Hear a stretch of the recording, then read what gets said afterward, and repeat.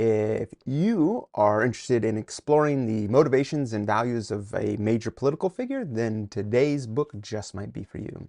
Today, I will be reviewing The Truths We Hold by Vice President Kamala Harris. Welcome to Spencer Reads Everything. I'm your host, Spencer Duncan, and today we're taking a look at yet another political memoir. This is the third political memoir that I've taken a look at this political season, and I must say that I don't know how much I care for political memoirs. I think that there's a lot to be learned from them in order to better understand candidates. I certainly think that even hearing their selections of how they would like us to perceive their life is valuable, but I also think that sometimes things really come up short. That being said, I actually thought this one was a decently done political memoir.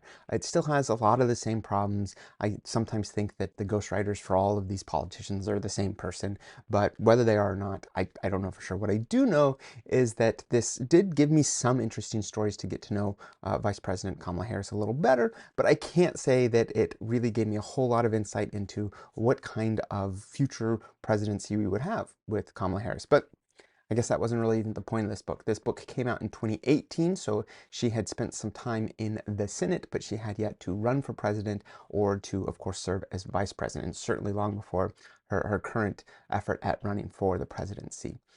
I don't really know what else to tell you about this book that is not going to be stories that you've probably already heard. Most of what she tells is stuff that you hear in her stump speech. She definitely is going to try and draw the contrast of herself being a middle-class person. That's certainly not something that she ever shies away from. She does talk about her heritage a fair amount. She certainly discusses her father and her mother, and of course the Indian ancestry of her mother and the Caribbean ancestry of her father. And those do play a role in some of her identity, especially in how she's able to identify herself. She goes to Howard because of how much she identifies with the Black community. But that being said, she also certainly has a lot of other influences in her life that's really affecting the choices and decisions that she makes. There is also within this book a little bit of talking about how she met her husband and how their romance developed and all of the stuff that you would expect. There's not going to be too many embarrassing stories. I think she makes it a point to not try to share anything that could be used against her, unlike what I think some politicians have caused unforced errors on themselves in the last year.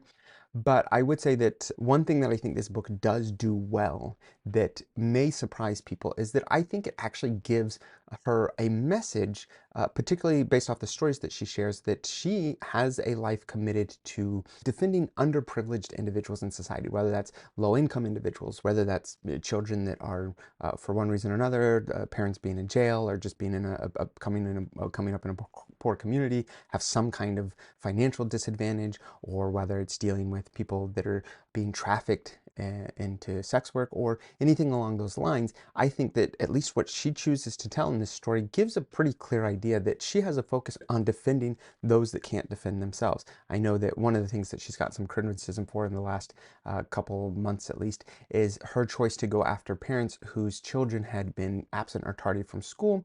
I'm not saying that's the right decision, but I do think she does put a valiant effort forward in this book of explaining why that was the process that she took and how she honestly felt like it was an effort at trying to help an underprivileged group of people.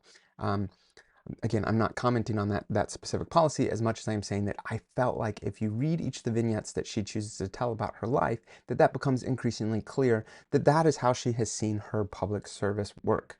And I could see why that may not have been something that she chose to focus on when she ran for president in 2020 or even now in 2024. I do know that one of the big criticisms of her in 2020, maybe a little bit now as well, is that people felt like they didn't know her and they didn't know what she stood for.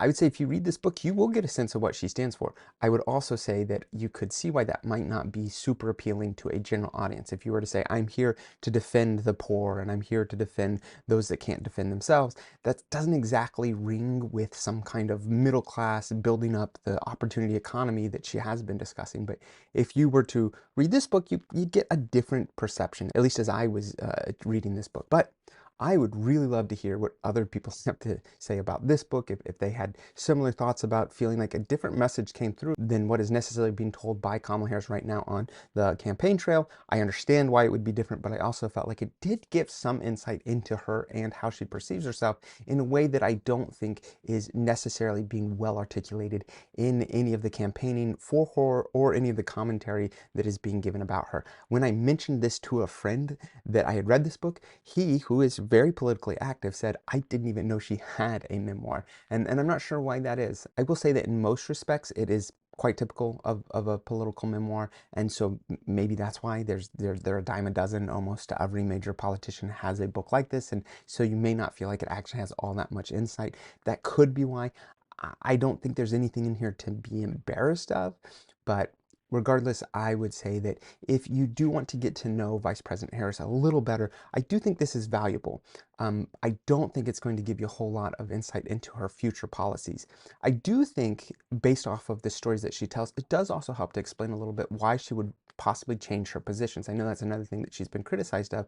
And I would say that you get an impression from this book that it's not that she's committed to individual positions as much as she is committed to that idea of protecting the disadvantaged. Again, you may not completely agree with that, but I would say, based off the stories she chooses to tell, that was what I felt like was coming through. But I would love to hear what other people have to say about this book or any other political memoir. I have to say, I don't generally care much for political memoirs, and this one didn't go a long way in convincing me otherwise, but I would certainly like to hear other people's thoughts on this book if they read it, or on, some other political memoir that they feel like does buck the trend, aside from being an obvious attempt as someone preparing for higher office. Who would I say this is for?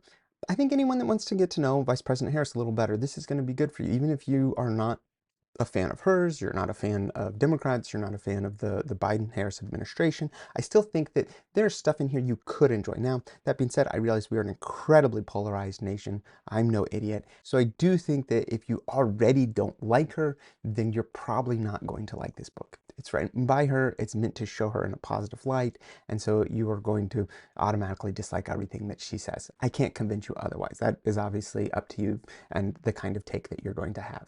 So who wouldn't I say this is for? Well, if you're not interested in political memoirs, then this isn't going to be for you, because this is a typical political memoir. If you don't like Vice President Harris, or for any other reason you are just not interested in politics, or you've had too much politics over the last couple months, which I don't blame you for that either, then this book is not going to be for you, especially at this moment. But maybe in a few months you will be ready to pick it up and get to know the vice president a little bit better. But I look forward to seeing what you guys have to say.